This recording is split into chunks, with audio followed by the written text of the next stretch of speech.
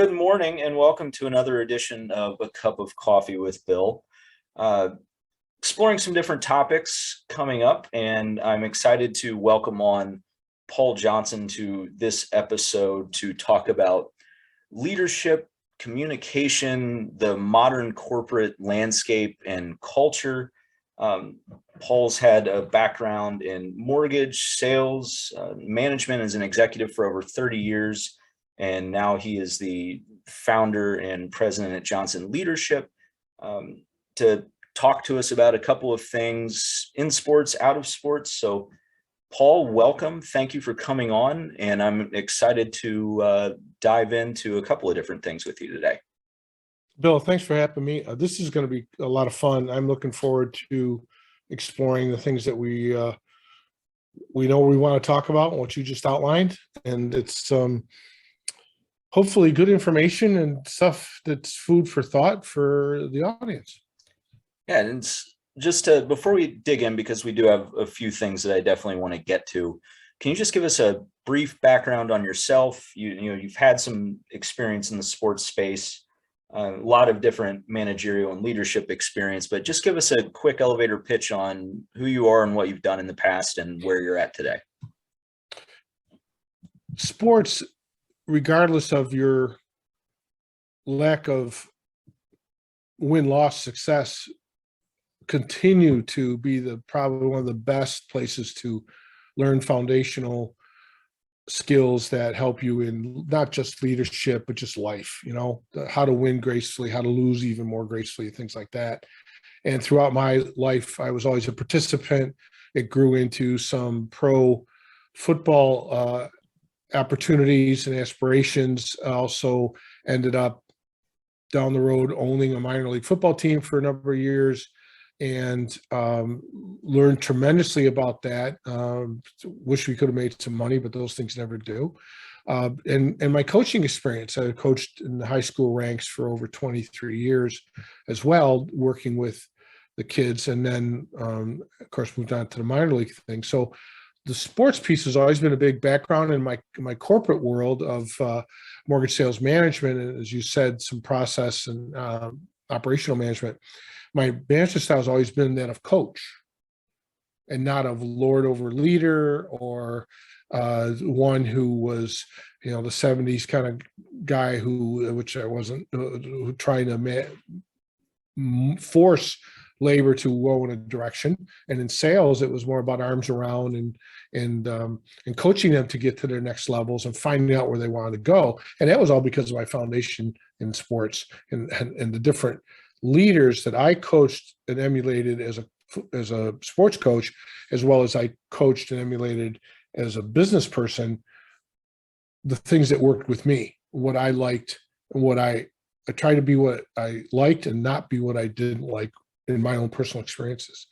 So I think that led to a lot of what might be success I've had in my corporate side. And then as time has moved on, I've found that leadership, and especially within leadership, is communication, is critical. And it's critical across all platforms. Leadership today, probably one of the, I arguably, selfishly in my subject matter, think it's the number one problem in the world today. And that doesn't matter if you're the head of a family or you're leading yourself as a single person, or you're the head of a corporation or a small business or a state or a country. The lack of strong, good leadership is our big problem. And I recognize that. And as I've thought back through my career and decided to do something about that, to share what I've learned, and hopefully it makes sense to people, I got involved with John Maxwell team and became a certified speaker trainer with John. John's the foremost leader on leadership. He has written probably 85 books about this, and it's just, he's the bomb. The stuff just makes total sense. And as I dug a little deeper into that, we started talking about what was the niche about leadership. And leadership's a big buzzword today, right? You're hearing about this all the time. But what does it really mean? And you can go on to all the platforms and you can hear somebody talking to you about leadership, but when you get done with their 5-minute thing, their 35-minute thing, or their 2-minute thing, and too often you're sitting there going, yeah, but what does that mean to me? How do I apply that? And so I think they're playing at the 30,000 foot level when they should be talking at the 10. And that's where I'm trying to commit at. It's the 10,000 foot level that people think about where they are. And being a leader doesn't necessarily mean being the boss. It doesn't mean that you're the number one gal or guy. People lead by example all the time. When I was growing up, my parents would try to instill certain proper etiquette things into me, like holding the door for people as you're going in and out of a public store. And they would say, make sure you hold the door, or hold the door for that lady, and this, that. And then I remember them, and then I remember looking down the road a year or two later and watching somebody I didn't even know who they were holding the door for people, and holding the door for like 5 or 6 people waiting while they all walked in. And everybody's going, thank you, thank you, thank you. That person was leading by example to me, even though my parents already started it. And that's just one small example of what I'm talking about. Mm-hmm. And, just to get into it, because you brought up a good point about where leaders today, especially in the corporate world, and this, like I said, goes to non-sports business verticals and the sports industry. You're looking at what everyone started to call the Great Resignation. I mean, people are quitting jobs in droves, especially after we've come out of economically one of the toughest periods in the country's history. I was a victim of the pandemic layoffs, and I think everybody had that time when things were really slow, if they were furloughed or business they still had a job, but business just wasn't as active, and they had time to really think about what actually mattered in their life, and if what they were doing made sense for them anymore, and if there were ways that they could change for the better.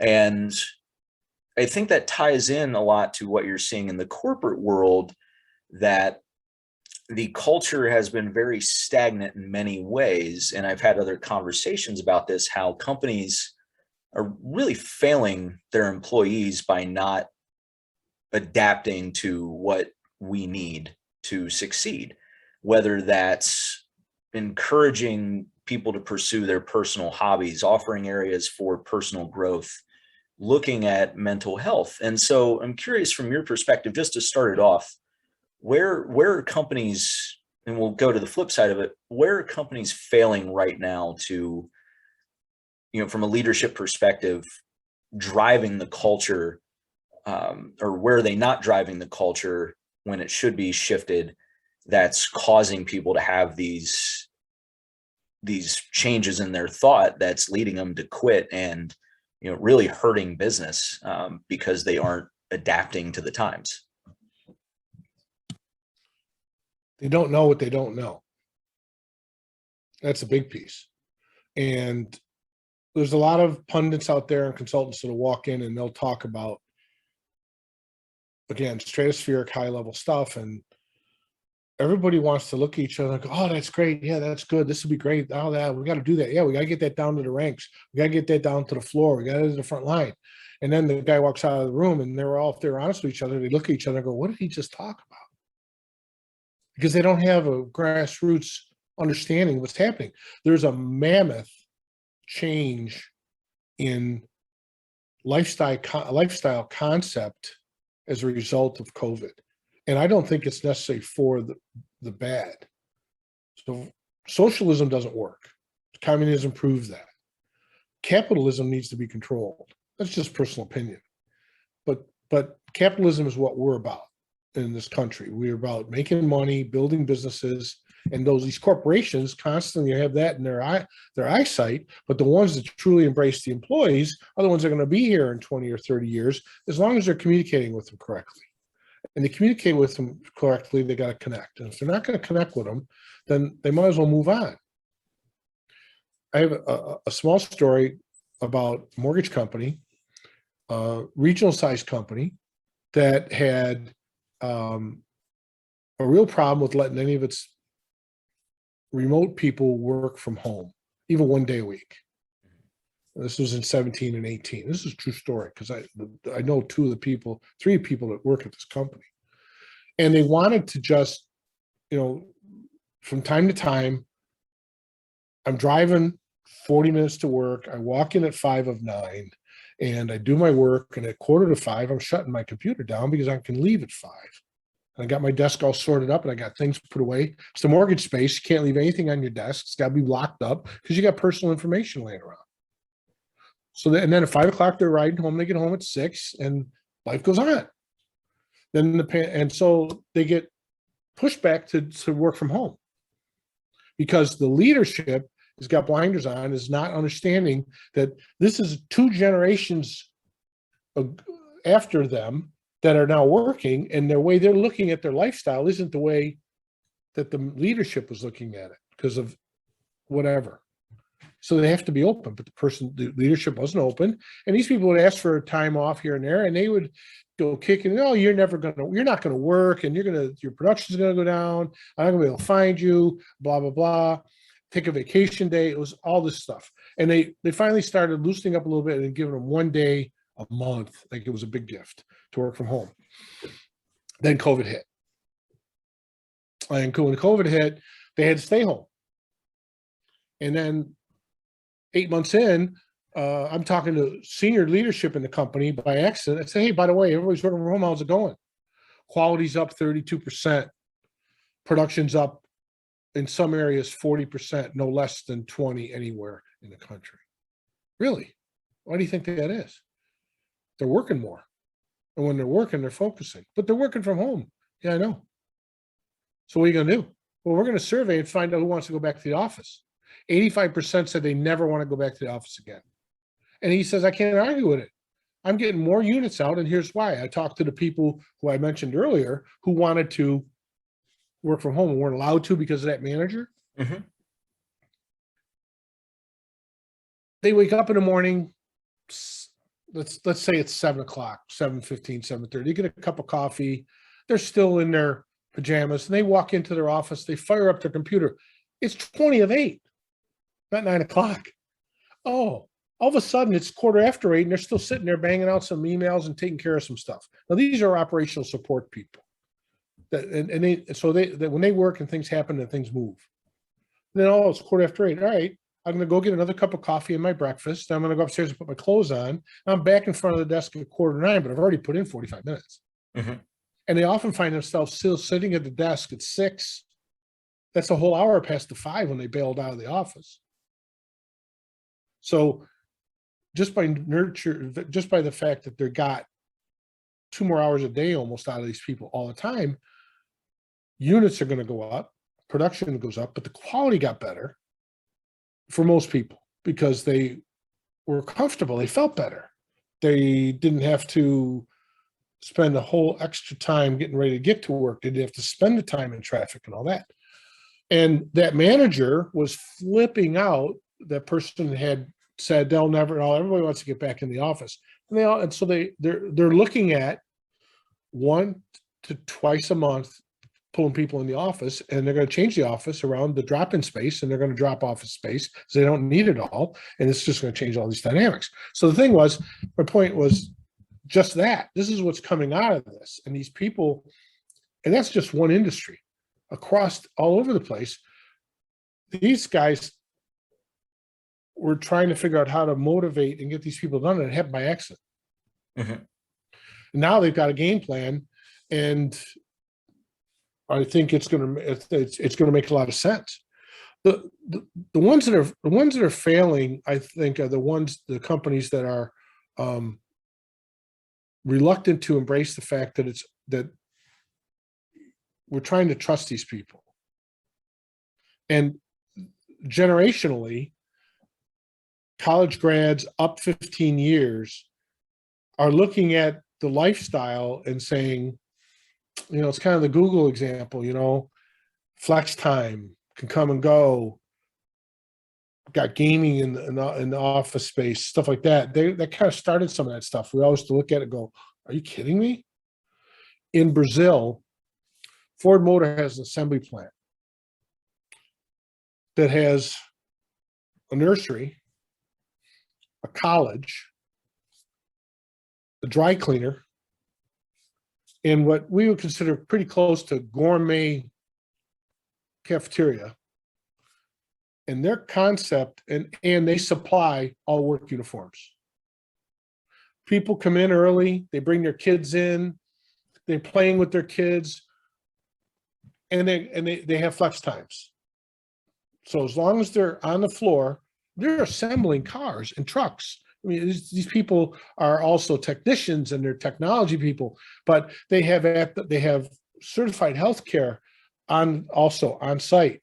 They can get physical, they can get shots, they can get checked out for something's hurt. Not just the small unit, it's full on stuff. But the daycare's there. They come in, they change out of their street clothes, they get provided fresh uniforms, no cost. They can go and have lunch with their kids and go back to work. Mm-hmm. They can have coffee with spouses. And so they end up in the building for an 8-hour shift for 10, 11 hours. And they eat for free. It's like, sign me up, eating for free. But my point is that they grabbed that and that worked, but it was culturally, and it was, and like I said, it was Brazil. I'm not saying Ford's got it down because I know they don't. I mean, in outside of Cleveland, Ohio, they got a motor plant that produces their number one engine right now, but for a long time they had a lot of struggles, and it was coal miner kind of mentality. You showed up for work on time, you punched the clock, you went home, you did quality work, and you're proud of yourself. And so the leadership, whether they're in their 80s, 70s, 60s, or even 50s, they got to start taking a look under the covers of what's really going on with some of these people in their heads, because as a result of COVID, and we have this unemployment problem. Actually, we don't have an unemployment problem. We have an employment problem. Mm-hmm. We can't get people hired. I just was reading an article. The company will put out, I don't want to name the company, but they're a search firm. They'll put out 200 opportunities and fill 5. And that's because they're automating their inbound sorting feature with their resumes and cover letters. And most people know that. And I know that you know that you got to put the buzzwords in there just to get somebody to put eyeballs on your stuff, right? But when they're done, they were only filling 5 out of 200. 5. And there's more jobs than there are people out of unemployment. Now, they're not all great jobs, but there are more jobs than there are people in unemployment right now. So why is that? Why are people, everybody wants to blame the government, and I do too. That extra money was important, but we put it into some people's hands where it caused them to say, I'm bringing home more money than if I was at work. Why would I want to go back? I'm going to ride this until I can't anymore. Mm-hmm. So us ending that extra money is now going to shift some of that.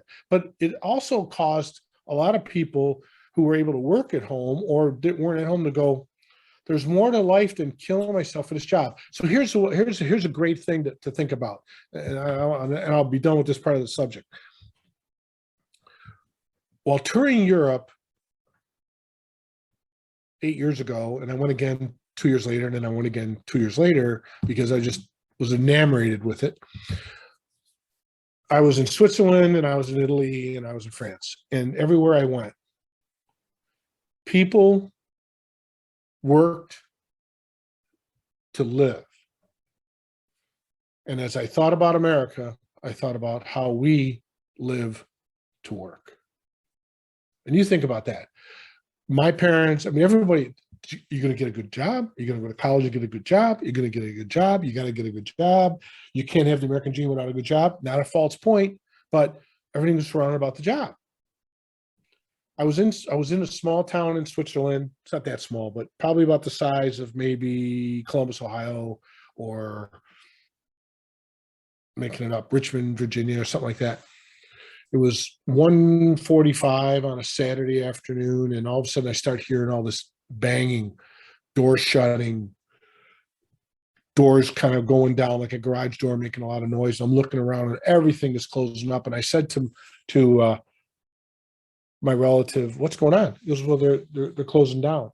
As it was like siesta kind of thing. What's happening? No, they're closing for the day. I said, "Oh, okay. When are they going to reopen?" Monday. It's 1:45 on a Saturday. What are you talking about? You work 100 hours a week. That's the American way. Not in Switzerland. No, these people have families. They in Italy too. It takes 2-3 hours in the middle of the day. Do you know in Italy that if you're a tourist, and some of the people listening to this might know this, you don't want to go there in August because 60 to 70% of the country's on vacation. And they just go. And on our trip, we met a guy from the States who had moved permanently to Finland, and 6 weeks paid vacation every year. Spends 2 of it in Crete. That's where we met him. So the rest of the world, has some advantages to the way they look at, and the way I said it, they work so they can live, and we're living to work in this country. And I think that is changing by circumstance, almost accidentally right now. Well, and I won't necessarily, because I do want to challenge you briefly on something, and I don't think it's necessarily accidental. So like I said, I'll go back to my pandemic experience. I took a job in the nonprofit space,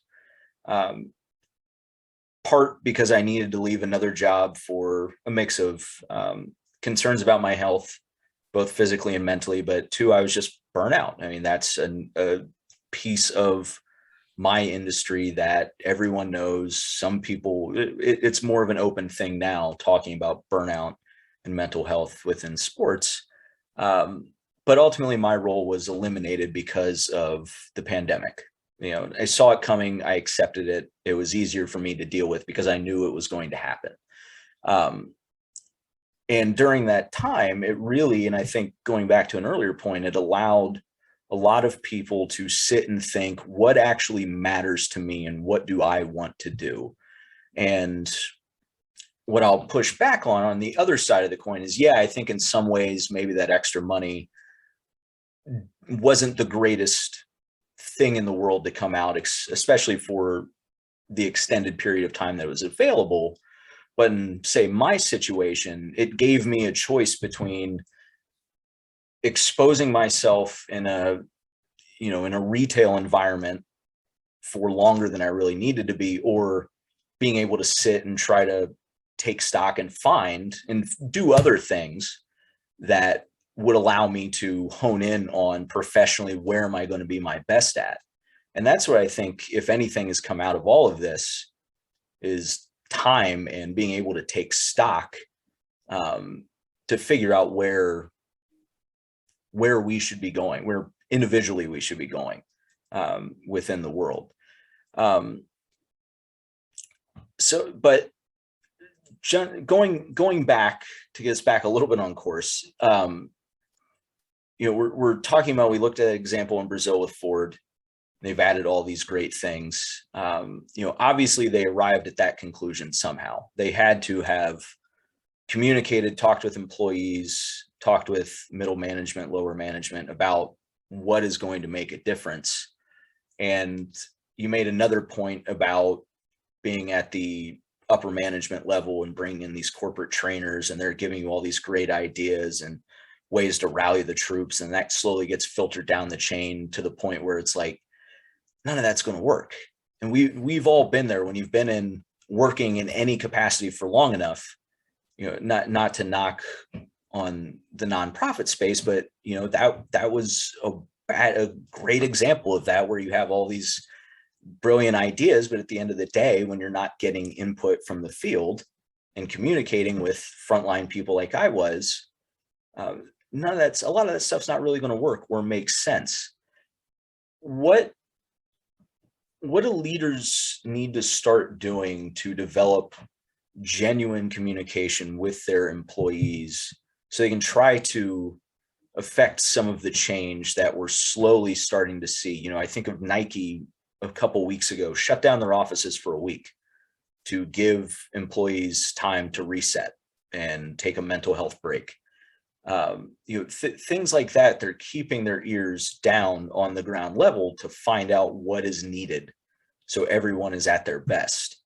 What do leaders need to do to communicate effectively and try to find these areas that are going to make everybody better? It's going to help the business thrive, like some of the examples you shared, but ultimately let people like us do our best work and be able to take care of ourselves at the same time.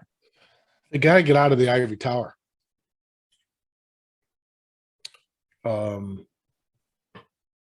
They got to go put on a disguise and they got to go walk the walk and talk the talk. I forget, you might remember the name of the show. I forget it right now, but there's a TV show, is the CEO. Oh, Undercover Boss. Undercover Boss. And the guys and gals who are these CEOs or senior managements are always so blown away by what they actually are seeing and watching and having to do versus what they thought. And why is that? Because the different layers that they have had to have in between them, especially in publicly traded groups, distort the truth purposely. I've seen it all the time. I see it. My wife works for a Fortune 50 company, and they can't communicate their way out of a paper bag. You put them in a room together and take the keys out, and they'll never get out because they're not connecting. And that's the point. And how's that connection? It dribbles apart. There's a major national company. I, again, don't want to name names. I got a lot of insight on a lot of this stuff that sells a commodity that's retail.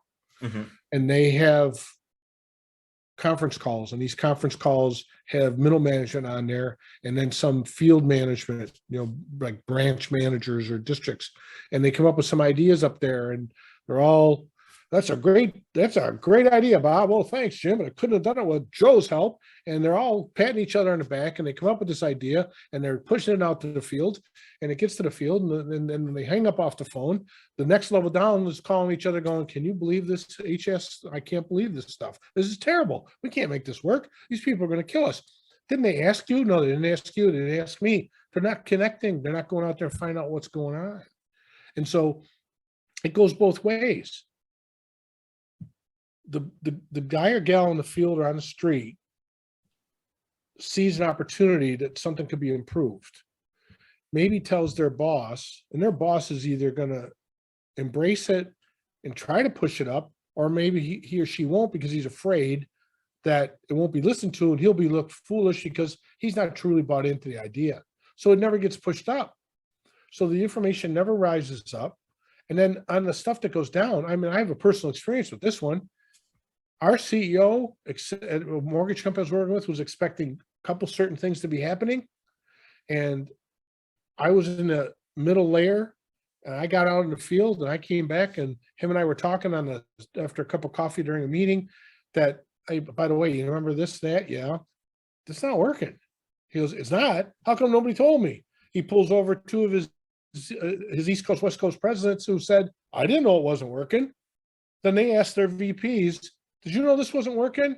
Well, I heard we were having struggles. Well, how come we didn't know? Why wasn't anybody telling us? Everybody's afraid. They need to rock the boat because that I believe personally, as a result of some happenstance of me finding out these two examples alone, America's corporate culture is in a lot of trouble because they cannot communicate correctly up and down, as people are too busy playing CYA for their jobs. And now we've got these people who are saying, I'm not sure I want to come in and give you 60 hours of my life every week now for that salary. You could double my salary. I don't know if I want that as a 60 hours part of my life. I want my own son is severely questioning how he's going to go back to work after his family leave, because he is just completely in love with his 4-month-old son. He had a baby, and he doesn't like, Dad, I don't know what I'm gonna do. I want to be here. And I get that. But we were at blinders on the way we were taught, no, you got to go to work, got to go to work, got to go to work, right? We're back to that. And too much stereotypicalness was going on. Now he's saying, I want to find a job where I can work from home. His wife works from home, where I can work from home. And the company doesn't know he's not coming back because he's not telling them yet. But he wants to find something. So his mindset has shifted. And he's not 20. He's been in the workforce for 20 years. He's thinking, you know what? I want to do something. So and nobody, we have to find a way to peel back the veils from the CEO down to open up and let people be frank and open their minds and open their and talk about it. And I don't know if that's going to happen bottom up. I think that needs to happen top down because they need permission. People need permission to say whatever they want. And because you know what? We're also become a country where a lot of our people that work every day, they can't be told something that makes them uncomfortable anymore. 10 years ago, we called it, you can't be politically incorrect. We sometimes used to call it constructive criticism. So you have to be better in middle management at being good at constructive criticism as a deliverer, but almost as important, if not more importantly, you've got to be really good as a receiver. And we have a hard time being told that we're not doing things right, especially in a work environment. But nobody wants to be told they're screwed up. Most of us don't, and nobody wants to screw up. But maybe we're not screwing up, but hey, you just didn't do that quite the right way. And this is what we should do. And delivering that correctly, we don't connect the people. And now you've had managers in your life, and you'll have more, that they will talk to some employees with a different empathy than they'll talk to others. And that's based on their connectivity between those employees and themselves. No, absolutely. Right? It's easy to see where those dividing lines are because they'll connect with employee A as if, they're dear friends, but then they'll look at B and C and it's like they just walked in on day one and could care less if they leave at lunchtime or if they're there for 20 years. Those things are very easy to see. It doesn't take a lot. They'll step on their toes and they don't care, or they'll say, oh, sorry. And the other ones, they'll make sure they don't step on their toes while they're delivering the message. And he hurt my feelings. What? Why? So first of all, why was it delivered that your feelings got hurt? And then second of all, why are you so thin-skinned that you got feelings hurt? The corporation isn't functioning correctly at its most minuscule point because you're not doing the job right. Now all you're focusing on is how the boss talked to you, not the fact that why he talked to you. And that's his fault as much as it is yours, because he doesn't know how to deliver it in a way that you won't take it personally and, my feelings are hurt. And you can't be strong enough to say, okay, I'm not doing it right. I gotta go back and do it right. Right. I gotta do it better. And that's the also part that I'm talking about. But that's not just the frontline worker. Let's back to the Ford example, who's not putting the back seat in the F-150 correctly. It's middle and upper middle and to executive levels. Oh, I got to play the game. I got to make sure I'm still here I got 5 more years here, and then they're going to move me over here, and I got to play the game, and I got to be nice, and I got to make everybody. I got to get along. No, we tell the truth. Does it come down? Not that I expected us to solve all of these problems in this 45 minutes. But anyway, does it come down to shifting how we incentivize what we're doing at work, from a managerial level, instead of everything being based on the output of the people underneath you? Is it, how are they doing? How do they feel about the work they're doing? Is it incentivizing that they're happy in the environment that you're creating as their supervisor? Where's obviously the communication has to change. And that's always been an issue, now more so because we realize that things can be better and should be better. And it's just up to people adapting and learning these new ways to communicate more effectively. But where does the change have to happen to try to move things along? Or what rather has to shift? Everyone needs to take responsibility and take ownership for what they're supposed to be doing. You know, there's an old saying that somebody you and I both know said to me, and I don't know where he got it. And maybe you haven't heard him say this, but as an employer or a boss or a manager, I want my people to do what they're supposed to do what they're telling me going to do, and do what they're told. And if you do the first two things, the third thing's 2%. Because you're hired, you know what you're supposed to do. Mhm. And you say you're going to go do that. Okay. Trouble is you don't, you know, and so the ownership about those components is a big problem, I think, because a lot of people are just trying to get by. They're just trying to make, they're just putting in the time. I was guilty of it. Mhm. A long, long time ago, I was hired by Eastman Kodak, and I worked in state-of-the-art warehouse where it looked like robotics were moving product, but it wasn't. It was carts with a conveyor belt kind of system embedded in the concrete floor. There are 63 rooms in this facility, and each room was a square acre. Very big place. And being part of their facilities team was a ground up job. You know, I was a very young man. My job was to keep everything clean, and so it was a custodial kind of job. But we weren't in the restrooms, but we were out on the floor, and there was chemicals. Kodak's film work was a lot with chemicals back then, Mhm. so there'd be chemical spills, all this other stuff. But we would punch in, and I'd look at my watch, and I can't wait for that hour and 15 minutes later when I get to sit down for 10 minutes and have a cup of coffee and eat a donut.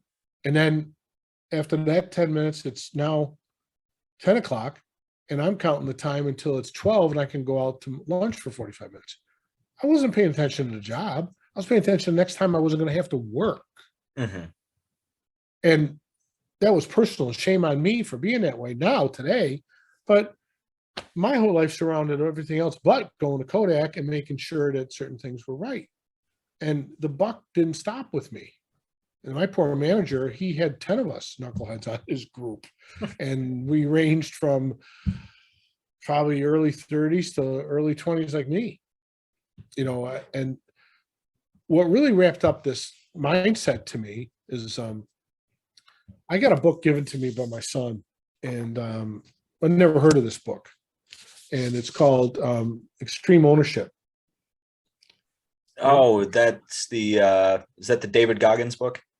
No, it's Jocko Willink and Oh, Leif Babin, that's the Navy SEALs guys. Mhm. And it's an amazing book. And it doesn't matter. The buck stops here, is what he's basically preaching. And 25 examples, real life war stuff transferred into business world. And I'm not talking about kill or be killed kind of things and all that stuff. I'm talking about you put a process together, you try to make it work, it didn't work. Whose fault is that? Is it the designer's fault? When Ford was having trouble with the Pintos in their gas tanks, were they going and looking for the engineer because they're going to charge him criminally? Mhm. No, it's Ford's responsibility. But the point is, he's the one that designed it. He made a mistake. And so in their world, you know, the hierarchy of the military is just, theirs are hard lines. And even though people were going out on doing certain things, if it didn't happen, up took responsibility with senior command, said, it's all on me. It's my fault. Well, no, we're not going to let you take the fall. Well, I am. I should have done this better. I should have made sure that was better. I could have done this better. And they teach in the book how to dig deeper into that. If I was consulting with a business of 1,000 employees or more right now today, and they were saying, look at how can we improve our process, I'd make them read this book, and then we would do a mastermind group on 3 chapters 2 hours a week until we got through the book and they owned the process and the concepts. And then you watch the philosophicalness change. But until they open the doors and connect with each other, and again, it's not just the front room, it's not just the front line, the CEO and down and let each other have free flow and don't get their feelings hurt when they say something they want to hear. That to me is the way that corporate America today changes and becomes their own lifesaver, because there's the world is changing. COVID throughout the world, as well as the technology, we've got to be better, and we just got to be better. And to be better, you have to own everything that you have and that you're supposed to be doing. I'm sorry, honey, I didn't get the garden weeded today because I was lazy. What else are you gonna say? I sat around. I should have went out. I didn't do it. I'll try to make sure I get it done tomorrow. No, I didn't do it. Doesn't matter. No, that's not my answer. My answer is I owned it.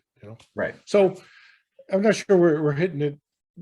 We worried about going in different directions and sidelines and some of this stuff, but that's the way these kind of conversations go sometimes, and there's nothing much we can do about it. Plus, I want to let you know that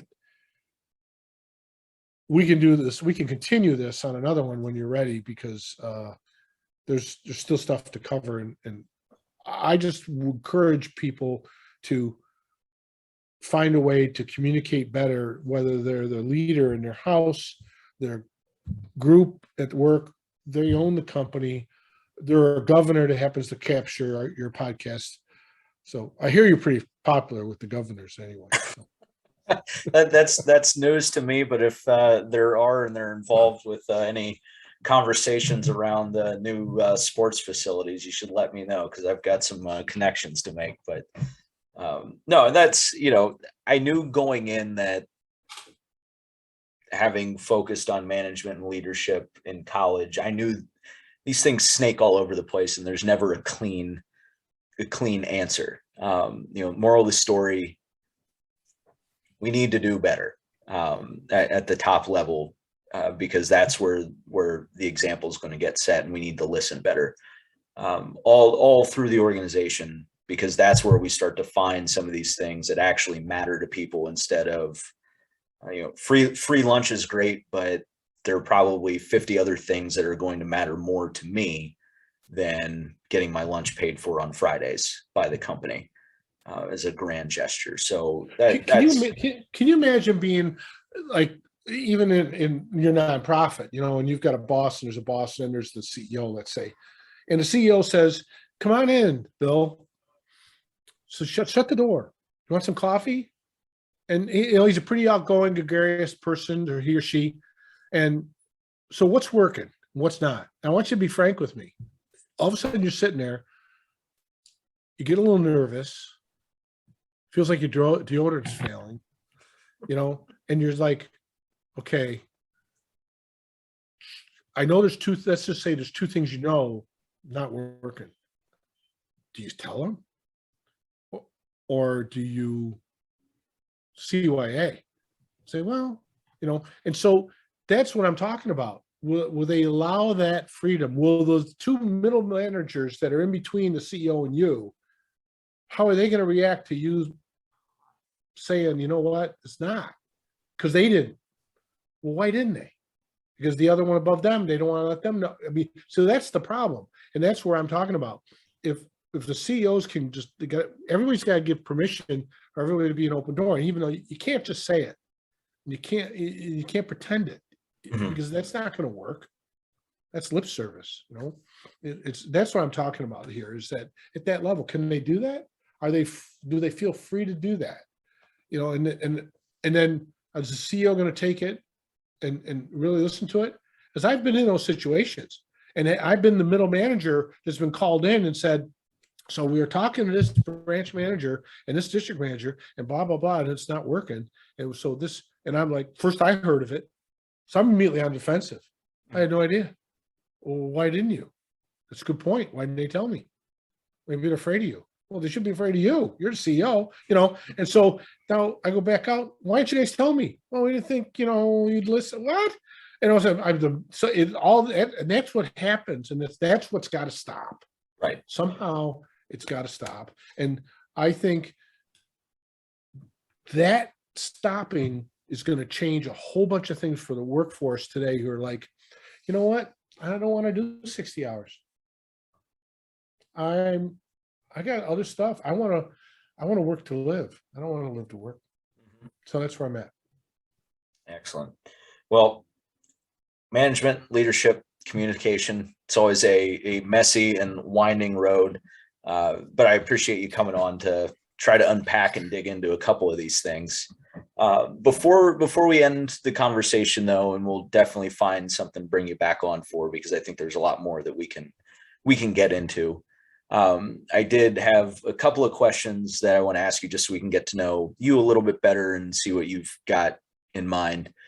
So first, since we're on the topic of leadership, what's the best leadership book you've read or that you're currently reading? You know, all my John Maxwell friends that will listen to this would expect me to say something about one of John's books. Mm-hmm. And I put them all in the same package. My manual for my work is Everybody Communicates If You Connect. And he just did something called Leader Shift that is very enlightening. And it's kind of like a 400 class course for people in leadership. It really is. It's a graduate course. But the book that I was just talking to you about, Mm-hmm. Extreme Ownership, that's the number one book to me right now for today's world. Is this Extreme Ownership by Jocko and Leaf, and they've started their own consult. They've got a podcast, and a video cast. I mean, they're the real deal. They're professional SEALs who have now retired, Mm-hmm. and they're the ones that are up at old dark 30 in the morning. Every morning, both of them are up at 4:30 in the morning because they said there's too much to get done. But they're in bed at 9 or 10, you know, it's 10, 11, but they're used to it. They're trained for that. Mm-hmm. This book is just, if somebody was out there saying, which one should I read? It'd be this one. Go get this one. The other ones come over right after it. I'm familiar with Jocko, haven't read it yet. I know he posts a picture of his watch every morning when he's up and off to the gym. So I'm familiar with it, on my reading list. But great suggestion on both of them. But John is still my influencer. John Maxwell. Well, we will say, okay, so he's following John Maxwell. So you jumped ahead of me there. What do you have your eyes on over the next 3 months? What are you focusing on or looking at on the horizon?